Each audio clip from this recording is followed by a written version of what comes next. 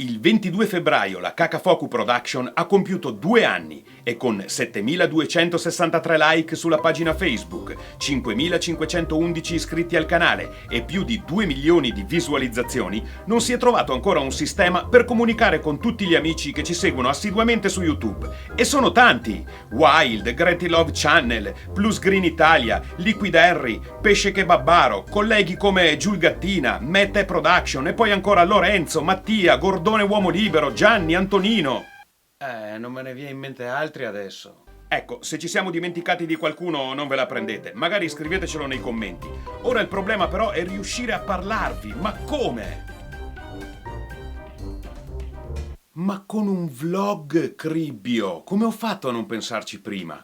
Oddio, ho dovuto documentarmi un attimo su come fare un vlog, però mi hanno detto, guarda, puoi dire quello che vuoi e nel tempo che vuoi, dunque, perfetto. Cominciamo con la prima domanda, quella che veramente mi fate tutti già da parecchio tempo. Peppa Porsela. Dunque, Peppa Porsela, lo so, è stata la prima cosa che abbiamo fatto, il canale è stato aperto con Peppa Porsela, però sono passati 2 anni, ragazzi, in questi 2 anni hanno cominciato a rompere le balle con i diritti d'autore, mi è passata anche un po' la voglia, sinceramente, non trovo più quell'ispirazione, poi 2 anni fa mio figlio era più piccolo, dunque guardava un po' più spesso le puntate, tra l'altro si incazzava anche perché diceva ma perché ridi? Perché io pensavo già a cosa dovevo fare dopo, ma la prima cosa in assoluto è che appunto ci sono problemi con i diritti di copyright, dunque è stato bello finché è durato.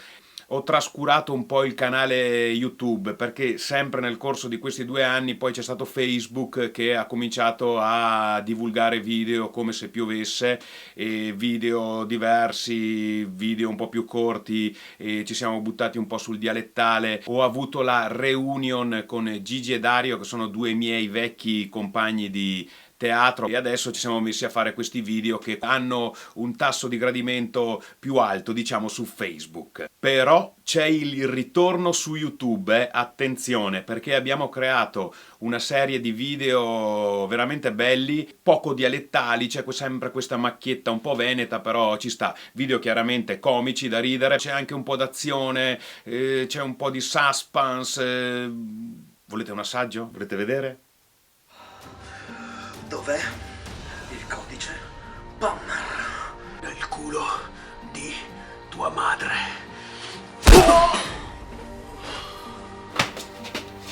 Te lo chiedo un'ultima volta. Dov'è il codice Palmer? Ma no, dai, non le ho prese. Vi ho detto, sono video comici, dunque aspettatemi un finale a sorpresa, un finale veramente da ridere. E abbiamo giocato anche noi comunque su quella cosa film versus realtà, infatti la serie si intitola Come funziona nei film.